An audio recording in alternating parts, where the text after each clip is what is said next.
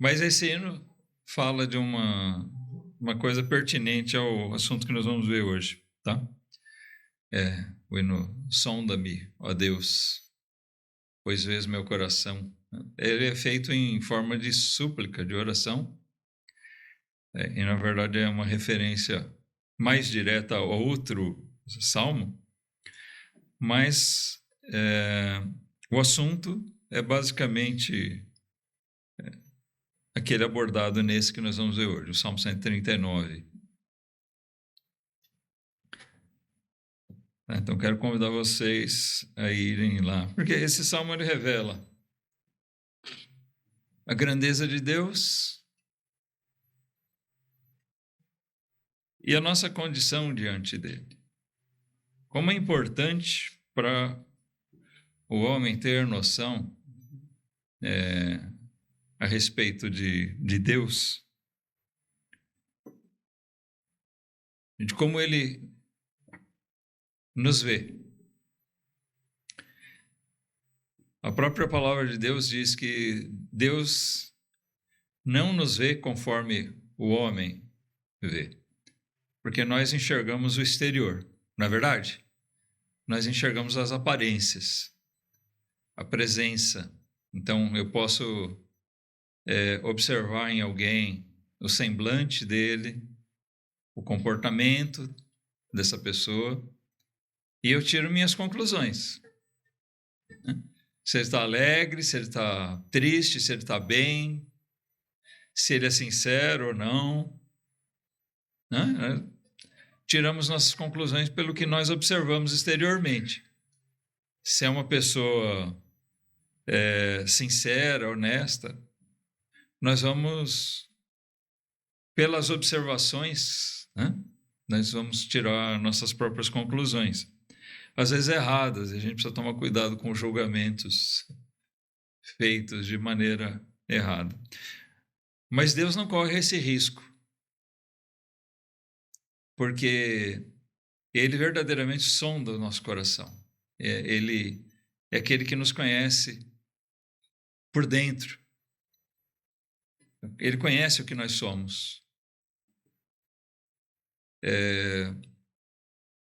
O pecador, muitas vezes na sua ingenuidade, ele pensa que os pecados dele estão ocultos de Deus. De maneira nenhuma. Muito menos o crente deve se enganar com relação a isso, né? Deus conhece sim o nosso coração, Deus conhece nossas intenções, sejam boas ou sejam ruins, nossa sinceridade, Deus conhece nosso coração, nosso íntimo. Ele não fica preso a aparências exteriores. E é bom que a gente contemple esse aspecto de Deus. É da natureza divina, ele sendo o nosso Criador. Né? Muitas vezes já me questionaram, por exemplo, a respeito de se o diabo, né, se Satanás, ele conhece o nosso coração, nossa mente. Olha, a Bíblia não nos leva a entender isso. Até porque, por mais astuto que ele seja, ele não tem o poder de conhecer o coração do homem. Ele pode nos influenciar. Ele tem, na sua astúcia, um forte poder de observação.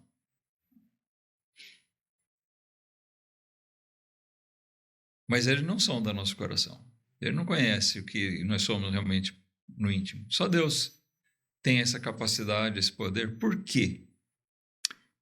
Porque ele é o nosso próprio Criador. Ninguém nos conhece mais intimamente do que Deus. Sabe? Deus conhece a gente melhor do que a gente mesmo.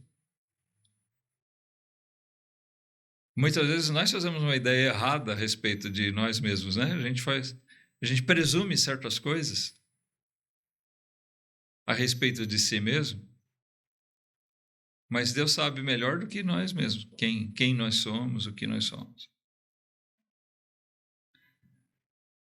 O salmista diz aqui, olha, o Salmo 139, Senhor, tu me sondaste e me conheces.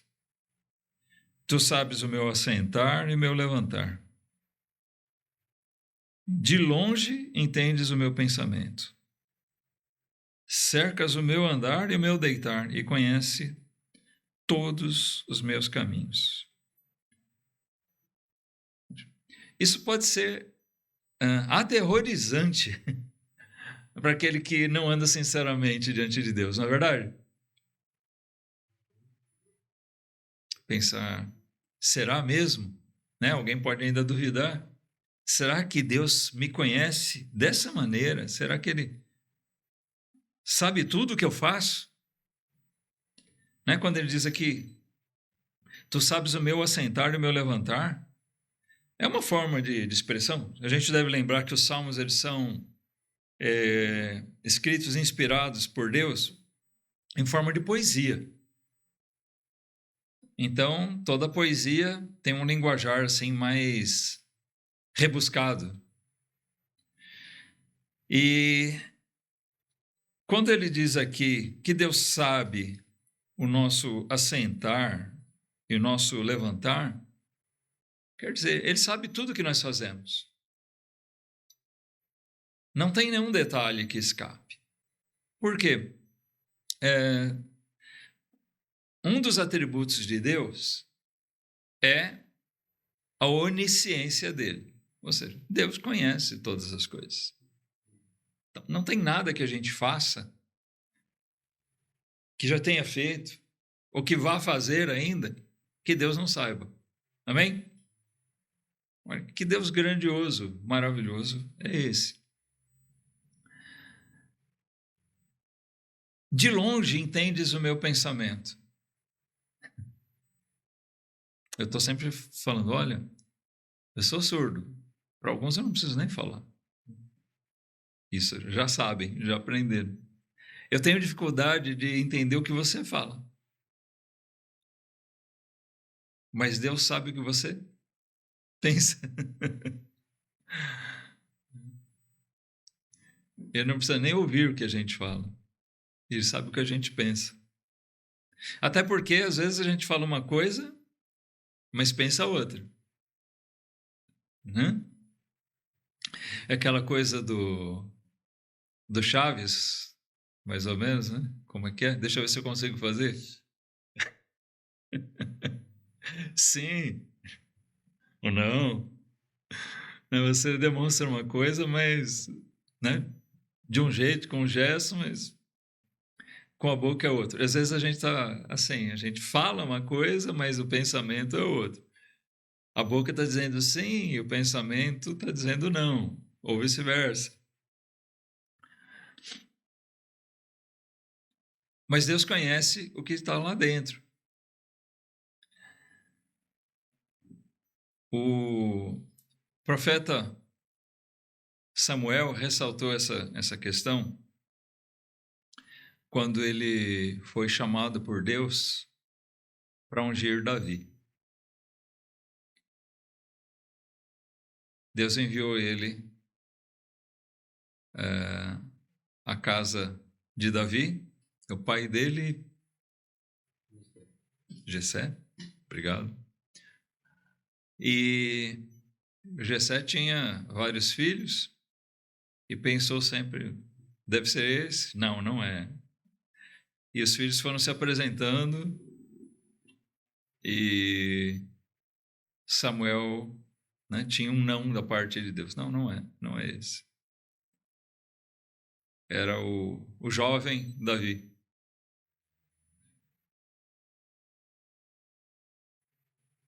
A mente humana não pensaria que aquele seria o escolhido de Deus para isso. Mas Deus conhecia o íntimo de Davi, o interior dele, o coração dele. E, na verdade, não coincidentemente, esse Davi é o próprio autor aqui desse salmo. Ele sabia muito bem que Deus conhecia ele no seu íntimo.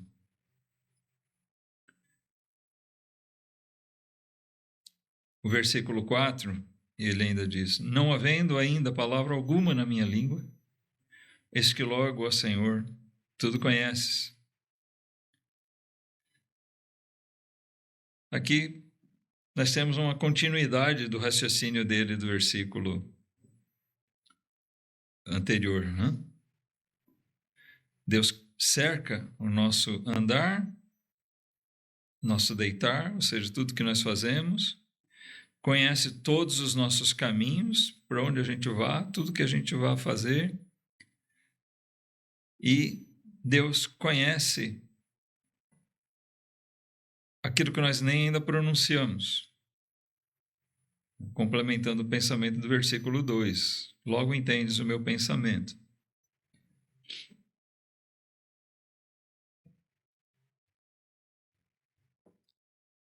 Como alguém já disse, nós podemos enganar alguém, né? O homem tem a capacidade de, às vezes, enganar alguém por algum tempo. Ou como dizem, você pode enganar a muitos por algum tempo, ou alguns por todo o tempo, mas não todo mundo todo o tempo. Precisa de muita habilidade para isso. Mas uma coisa é certa, que nós não podemos enganar a Deus.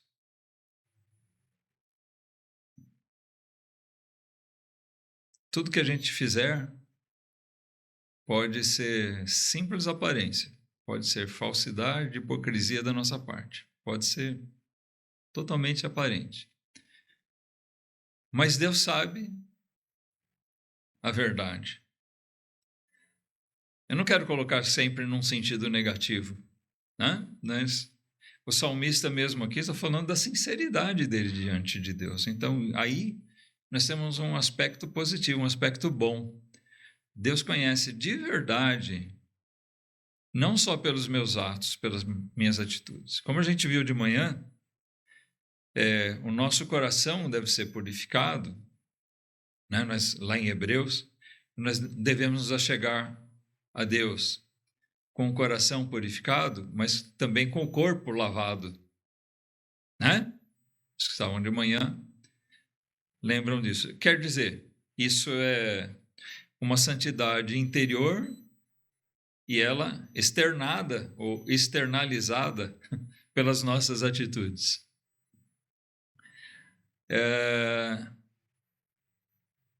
Deus conhece o que a gente faz e sabe quando aquilo que a gente faz é sincero. Quando nós estamos mesmo buscando a glória de Deus, quando nós estamos mesmo fugindo do pecado, quando a gente contempla fazer a vontade dele, agradar a Deus acima de todas as coisas. Quando a gente busca de verdade, em primeiro lugar, o reino de Deus.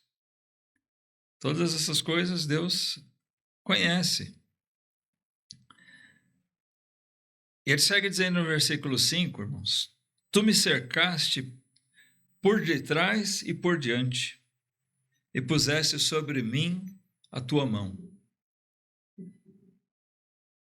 Deus nos cerca por todo lado. Aqui nós podemos ter uma coisa. Quando falta sinceridade diante de Deus, isso se torna uma ameaça. Porque nós passamos a ter Deus como um inimigo, como um adversário. E em qualquer estratégia, você se ver cercado por todos os lados pelo inimigo é ruim, né? Nós temos um militar aqui. Eu acho que esse linguajar é bem familiar, né? Quando se pensa numa estratégia de guerra, uma estratégia militar, se tem uma coisa que você não vai desejar é estar cercado pelos inimigos, não é verdade? Pela frente, por detrás, por cima. Como dizem, estou morto. Mas por outro lado, quando nós estamos andando debaixo do temor de Deus, quando nós andamos ligados a Deus em amor, é reconfortante saber que Deus está pela frente, por detrás e por de cima. Ele está nos protegendo, está nos amparando, está cuidando de nós. Amém? Esse entendimento é maravilhoso. É isso que ele diz no versículo 6. Tal conhecimento é para mim maravilhosíssimo, tão alto que não o posso atingir. É difícil de ele mesmo entender aquilo que ele estava, né, de contemplar totalmente essa questão. É tão maravilhoso isso que eu não consigo nem alcançar a extensão disso. Quando a gente contempla as maravilhas de Deus, a gente tem um entendimento limitado, né? A gente sabe que é maravilhoso, mas a gente não consegue enxergar até onde vai. É como quando a gente contempla a própria criação de Deus. Se você sair lá fora, num lugar onde tenha menos luz, talvez pelo tempo hoje, não sei, mas numa noite limpa você vai enxergar muitas estrelas, né?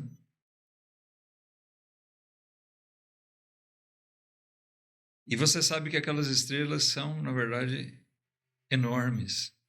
E elas estão muito, muito longe. Mas você sabe quão longe elas estão?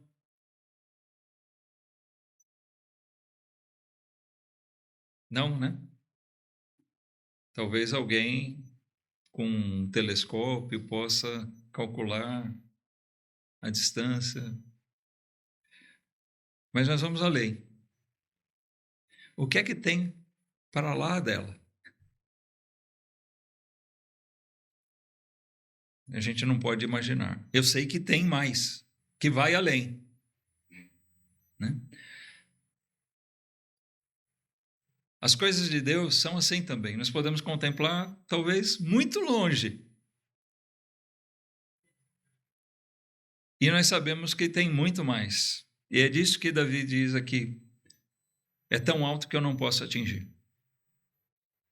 É tão maravilhoso saber como Deus é, como Deus age, a sabedoria dele, a soberania, o poder dele de governar todas as coisas. Tudo em Deus é tão grande e o próprio fato de que ele me conhece tão perfeitamente, isso é tão maravilhoso, eu nem tenho noção, não consigo alcançar totalmente a noção do que isso representa. No versículo 7, ele, mais uma vez usando muita poesia, ele usa até uma figura de linguagem aqui que pode soar estranho para nós, né? Ele diz: para onde me irei do teu espírito? Ou para onde fugirei da tua face? Se subir ao céu, lá tu estás. Se fizer no inferno a minha cama, eis que tu ali estás também. Se tomar as asas da alva, se habitar nas extremidades do mar, até ali a tua mão me guiará e a tua destra me susterá. A gente conhece bem isso de um hino, né? Uma música bastante cantada no meio das igrejas. e especialmente corais, né? Que usam esse versículo, essa passagem. Nas asas da alva, até o nome da música é esse, né? As asas da alva, que é uma expressão poética. Asas da alva, que alva é essa? Que asa é essa? O que quer dizer isso? É uma expressão bíblica, né? Mas vamos ver um pouquinho aqui do todo, do conjunto do que ele diz, porque ele diz, para onde me irei do teu espírito? Mais uma vez a gente tem que colocar naquelas duas condições, né? Quem é que iria querer fugir de Deus, da face de Deus? Bom, se nós estamos andando na impiedade, é óbvio que nós queremos nos esconder de Deus. Mas ele diz, não tem lugar onde eu possa me esconder. E ainda que eu, mesmo andando na sinceridade para com Deus, ainda que eu quisesse, seria impossível. Porque Deus não é só onisciente, né? Ou seja, ele não só conhece todas as coisas, ele é também onipresente. Ele está em todo o lugar.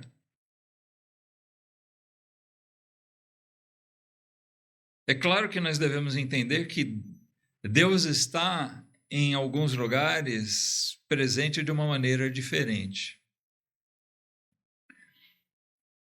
Nós entendemos que Ele está conosco quando nós cultuamos a Ele.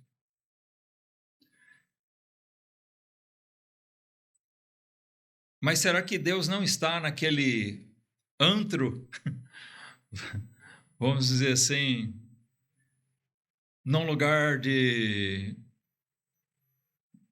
pecaminosidade, um antro de prostituição, de crime, de coisa assim? Deus está lá? Está. Ele está em todo lugar. Deus está presente, Deus sabe tudo o que está fazendo lá. É lógico que Ele está lá de uma maneira diferente do que Ele está aqui. Como? Não dá para explicar, né? Mas nós sabemos que é diferente a presença de Deus. Ele não é expulso desses lugares. Ele está em todos os lugares e Ele sabe tudo. Mas Ele está no meio do seu povo, Ele está no meio de um culto, Ele está presente no nosso lar, quando aquilo é consagrado a Ele de uma maneira a receber a glória devida a Ele. Isso é o que diferencia. Mas aqui Davi está se referindo ao fato de que nós não temos mesmo onde nos esconder de Deus. Mais uma vez, isso pode ser aterrorizante para alguém. Mas aquele que está em paz com Deus, aquele que tem paz com Deus por meio de Jesus Cristo, para esse é reconfortante. Esse conhecimento é, para nós, maravilhosíssimo. Amém?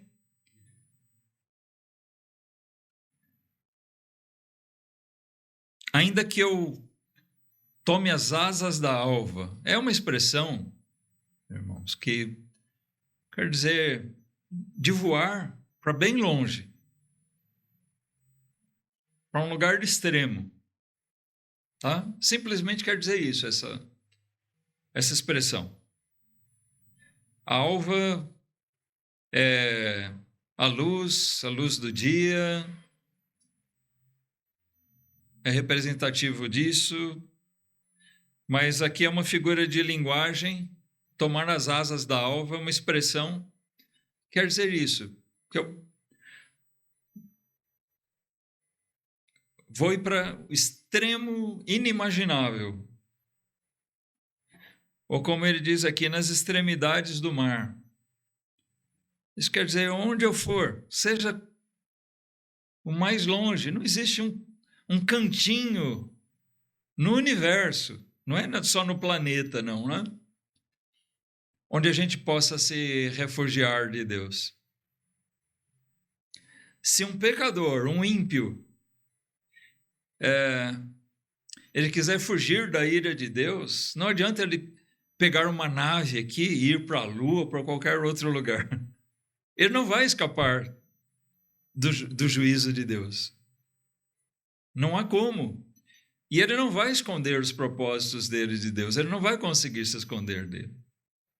Por mais extremo que seja, para mais longe, onde ele se enfiar, no cantinho mais escondidinho desse planeta aqui, no meio da selva, no fundo do mar, não tem, né? Davi está dizendo, olha, para onde eu for, eu sei que o Senhor está ali. Mas ele fala não como quem tem medo de Deus, mas como aquele que tem prazer no Senhor. Porque ele diz no versículo 10, até ali, até nesse lugar mais extremo, a tua mão me guiará e a tua destra me susterá. A mão direita, né? Representando o poder dele, é o que vai me sustentar. Eu sei que Deus me sonda, me conhece, ele sabe da minha sinceridade. Davi era um homem sincero diante de Deus. Pecador, teve momento de terrível queda, a gente sabe a história de Davi, mas ele foi um homem que foi sincero diante de Deus. E quando ele compunha esses salmos, inspirado por Deus, ele externava seus sentimentos sem, assim, querer se esconder. Ele sabia que Deus, conhecendo a sinceridade dele, Deus estaria socorrendo ele nas suas fraquezas. Se nós pensarmos, Davi sofreu as consequências do pecado dele. Aliás, a gente sempre tem que ponderar isso. O pecado traz consequências na nossa vida, sempre. Mas isso não quer dizer que nós não temos a misericórdia e o perdão de Deus. E o Davi, apesar de ter sofrido consequências na vida dele, por aqueles pecados que ele cometeu, né? Adultério, a mentira, ele fez um pacote ali terrível naquele episódio da vida dele. Mas ele foi restaurado pela mão de Deus. Mais do que nunca, Davi pode dizer que o Senhor foi quem susteve. Porque quando Davi se colocou naquele momento, na direção da própria vida, como pecador que ele era, não podia fazer outra coisa a não ser pecar. Mas Deus, na sua misericórdia, enviou o seu profeta, Natã, para repreender ele, para fazer ele enxergar aquilo. Na verdade, o que aconteceu ali? Aquele profeta, ele não vasculhou a vida do rei Davi. Não foi ele quem descobriu o que Davi tinha feito. Ele foi usado por Deus justamente para dizer a Davi: Davi, o teu Deus sabe o que você fez. E Davi conhecia Deus. Ele sabia que não tinha para onde correr. Isso despertou um maior temor uma tristeza em Davi, quando ele se viu exortado e se tornou consciente daquilo que estava acontecendo, do que ele mesmo estava fazendo. E aí a gente tem aquele Salmo 51, tão maravilhoso, né? Um salmo de arrependimento mesmo. Mas até naquele momento se revelou isso. Davi foi relembrado dessas mesmas verdades que ele canta aqui, nesse salmo. E a mão de Deus guiou Davi. O versículo 11, ele diz: se disser, de certo que as trevas me encobrirão, então a noite será luz à roda de mim, nem ainda as trevas me encobrem de ti. Mas a noite resplandece como o dia. As trevas e a luz são para ti a mesma coisa. Mais uma forma, ele diz, não tem aquele escurinho onde eu possa me esconder de Deus. Não há lugar, não há momento. A gente tem uma tendência assim, de se esconder quando a gente deve alguma coisa para alguém, né? De se esconder em algum cantinho, em algum lugar escuro, em algum cantinho, algum lugarzinho afastado, né? Eu lembro uma vez eu fiz uma arte em casa, quando eu era pequeno, e minha mãe foi me buscar na rua. E eu cheguei em casa sabendo que ela ia me bater. Eu fugi para o quintal do vizinho lá e pensei, eu vou me esconder aqui. Tinha árvore, mas a noite foi caindo e chegou uma hora que eu tive que pensar, não tem como, eu tenho que voltar para casa.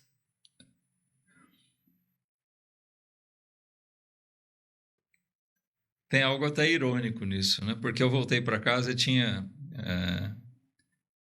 o terreno de casa aí do vizinho, que era o terreno do meu avô, era cercado com arame farpado.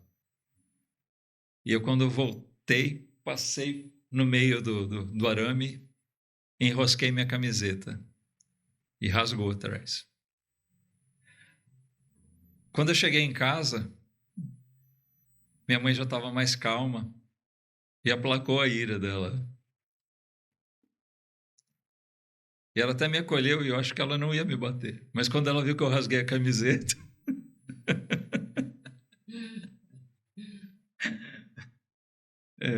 acabei apanhando do mesmo jeito. Acho que eu estava merecendo.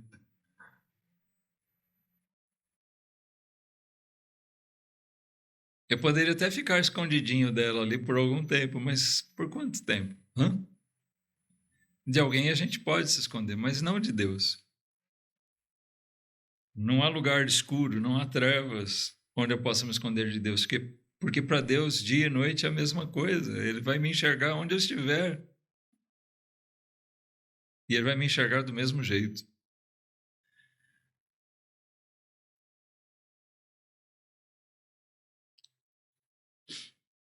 Versículo 13.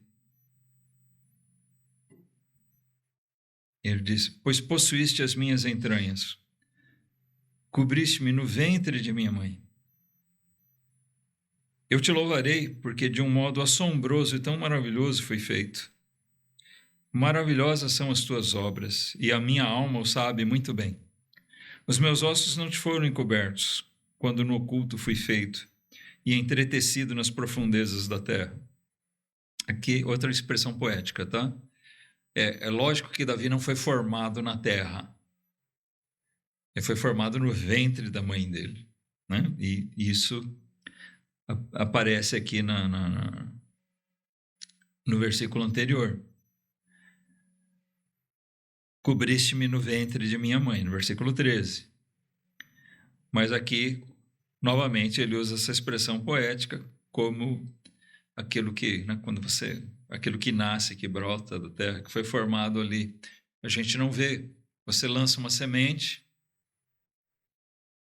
na terra, ela está escondidinha ali, ela brota, e você vai ver, né, a vida dali, mas você não viu a formação.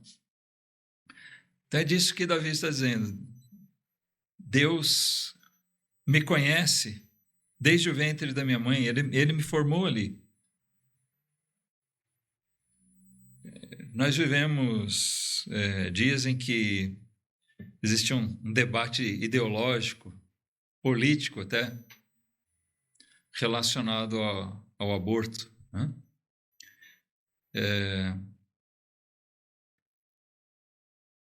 Existe uma ideologia, uma tendência que defende e quer a liberação do aborto em qualquer circunstância. Alguns sabem que para alcançar isso precisam de liberações, né, de exceções. Bom, não é aborto em qualquer fase da gravidez, só nessa ou naquela circunstância, porque mais tarde eles pretendem retomar o assunto e até chegar onde eles querem. Mas é cruel, né? O lema, até usado por muitos, meu corpo, minhas regras, que é uma violência contra a mulher, não permitir que ela aborte. Espera aí, a violência com aquele ser lá, mas aquilo não é vida, é o que eles dizem. Não é o que a Bíblia diz. Ali existe uma vida. Deus está formando uma vida ali.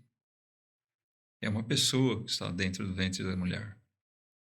Uma vez que foi fecundado, pode estar em um grau já avançado ou recente de formação, mas é uma pessoa. É cruel o aborto. É cruel essa ideologia egoísta. A gente sabe que é trágico certas circunstâncias. Às vezes, uma mulher que engravida porque foi violentada. Tem circunstâncias difíceis. Mas aquele ser que está ali não é um monstro, como alguém disse recentemente. Poderia dizer, um monstro é o homem que abusou da mulher. Esse sim. Mas aquele ser que está ali dentro, ele é monstro tanto quanto eu e você. É um pecador que está sendo gerado ali. Mas você não sabe o que ele vai ser. Ele pode vir até a ser um grande servo de Deus.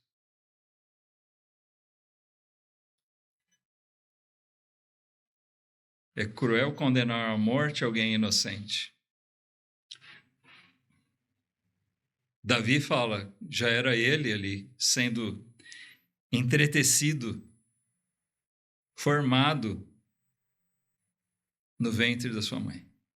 Deus estava formando. E ele ressalta isso. Deus me conhece desde antes que eu nasci, antes de eu nascer. Eu estava no ventre da minha mãe. De novo, é uma forma poética. Na verdade, a Escritura revela que Deus nos conhece bem antes de nós sermos gerados no ventre da nossa mãe. Amém? Muito antes. Muito, muito antes. Tão antes quanto aquilo que tem além das estrelas que a gente falou agora. Nós estamos falando de uma eternidade.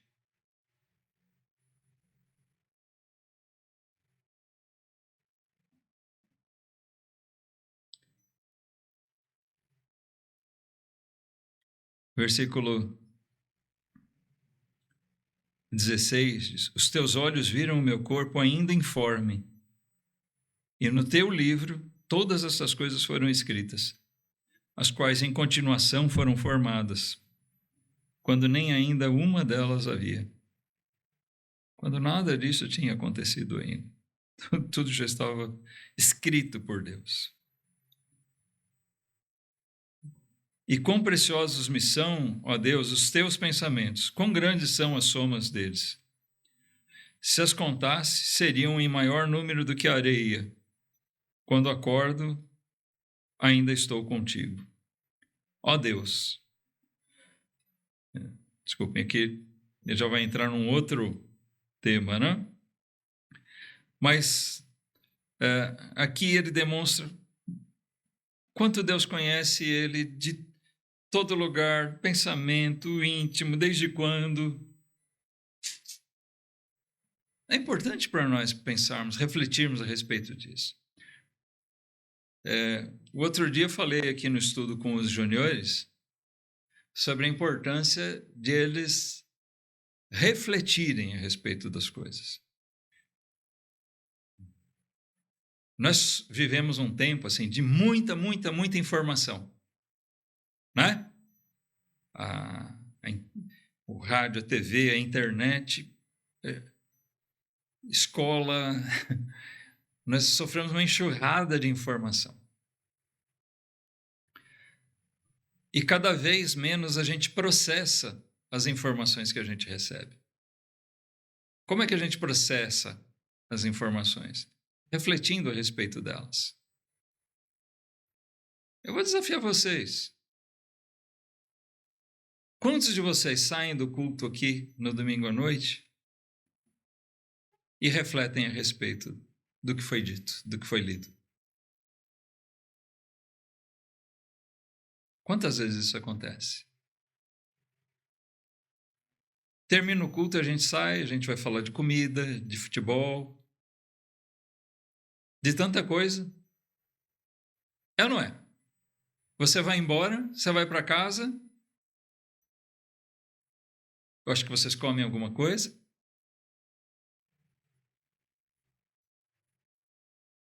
A gente que faz uma viagenzinha, monta no carro. Às vezes vai conversando, às vezes não.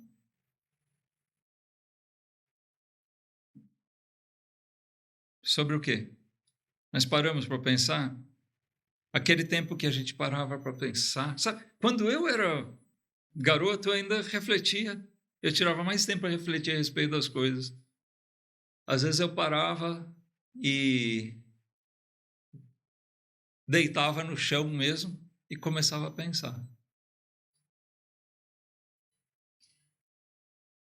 Agora eu confesso, muitas vezes o tempo que eu teria para refletir, sabe o que eu faço? Eu acho que é a mesma coisa que a maioria de vocês faz. A gente senta. É ou não é? Você está aqui. É mais informação. Olha que foto legal que puseram no Orkut. Não. Quase que eu deixo escapar mesmo uma dessa, viu? No Instagram, olha só, a rede social.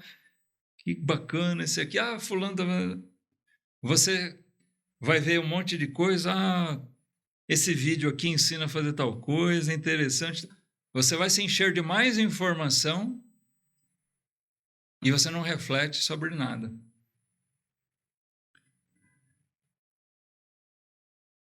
O que Davi coloca aqui, essa poesia, é fruto de reflexão dele. E nós devemos refletir a respeito da palavra de Deus. Processar o que nós ouvimos. Filtrar. Não só o que a gente ouve aqui, mas tudo que a gente ouve. Então, o mesmo desafio que eu fiz aos nossos jovenzinhos aí, né, é feito para nós também.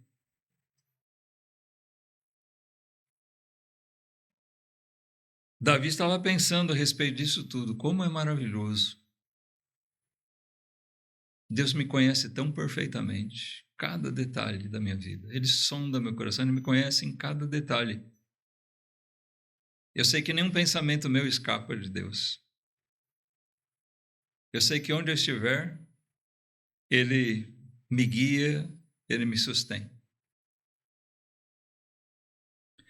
Mas sim, no final, irmãos, vamos para o versículo 19.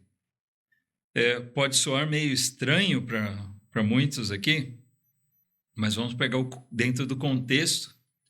Davi era um rei, né? Ele era um homem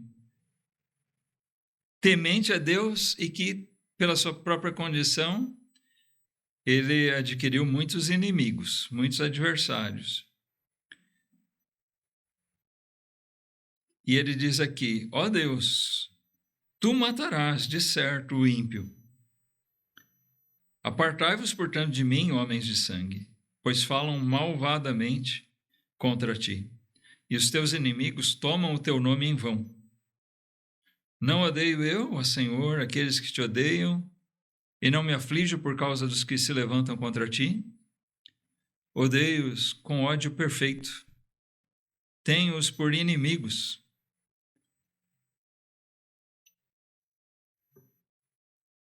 Sonda-me, ó Deus, conhece meu coração, prova-me e conhece os meus pensamentos. O que Davi está dizendo aqui? O Senhor sabe, o Senhor conhece que aqueles que são teus inimigos também são meus inimigos. Essa palavra odiar, repudiar, desprezar, isso não quer dizer nós não termos misericórdia de orar pela conversão dessas pessoas. Mas o que Davi dizendo aqui, Senhor, o Senhor sabe que eu não me ligo a essas pessoas que te odeiam, que desprezam teu nome, que zombam do Senhor. Irmãos, tomem cuidado com isso, porque hoje, em nome de uma unidade, tem muitos que são zombadores de Deus. Mas eles se dizem cristãos, sabe? Olha, eu não tenho por meu irmão pessoas que zombam de Deus, que fazem motivo de vergonha o próprio evangelho. Tem pessoas que se colocam mesmo para provocar o escárnio do evangelho. Eu tenho uma coisa com relação às pessoas. Se o Amarildo é meu amigo, tá?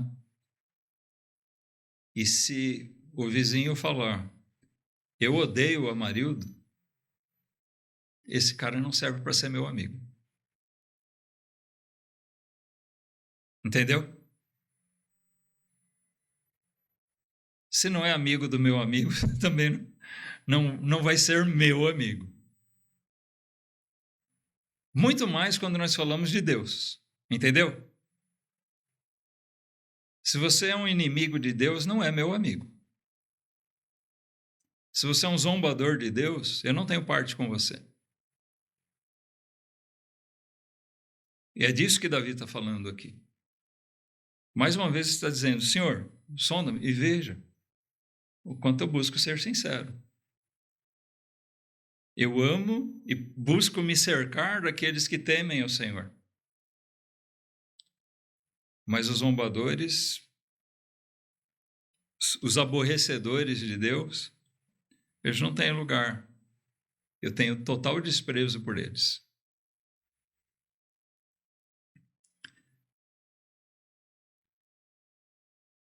E Davi, depois de clamar a Deus, sonda-me, Senhor. Sondar quer dizer, veja o meu interior, examina o meu coração, Senhor. Prova-me, conhece os meus pensamentos. Ele pede isso a Deus, faça mesmo isso, Senhor. Eu sei que Deus faz. Mas ele pede: Senhor, veja se há em mim algum caminho mau e guia-me pelo caminho eterno. Esse deve ser o nosso desejo. Senhor, sonda meu coração. Se o Senhor vê em mim algum caminho mau, eu posso estar enganado a meu respeito, né? Mas o que ele está dizendo aqui, Senhor, me mostra. Se houver em mim algum caminho mau, alguma coisa ruim do que eu estou fazendo, e me guia para fazer o certo. Eu quero fazer a tua vontade. O caminho eterno aqui é representativo, de novo, um linguajar poético, para mostrar o caminho eterno é aquilo que é fazer a vontade de Deus, aquilo que agrada a Ele desde sempre, por toda a eternidade, aquilo que glorifica a Deus. Será que nós temos a real noção de quanto Deus nos conhece? Será que cada um de nós realmente pode orar a Deus e fazer essa súplica que Davi faz? Sonda-me, ó Deus. Me sonda, me examina. E se tiver algum caminho mau em mim, me guia pelo caminho eterno. Que nós possamos ter ousadia, irmãos, de fazer isso. O conhecimento de Deus. Que o conhecimento dessa onisciência, onipresença de Deus seja para nós algo maravilhoso. Que a gente refletir a respeito do fato de que nós estamos cercados por Deus de todos os lados. Que Ele conhece a gente desde antes de nós sermos gerados. Ele não me conhecia nem como eu era no ventre da minha mãe. Eu estava lá no ventre da minha mãe sendo formado ainda. Ele já me conhecia como eu sou. E talvez como eu vou ser ainda, o que eu vou mudar ainda. Hã? Deus nos conhece totalmente. Que isso seja um conhecimento maravilhoso para nós, não um conhecimento aterrorizante. Hã? E que isso seja usado no nosso benefício. Senhor, me sonda e o Senhor me conhece melhor do que eu mesmo. Me mostra se tiver algum caminho mau, se tem coisas na minha vida que precisam ser reparadas. Eu quero fazer a tua vontade. Que Deus abençoe sua palavra. Que nos abençoe. Que Ele olhe sempre para nós com seus olhos de misericórdia.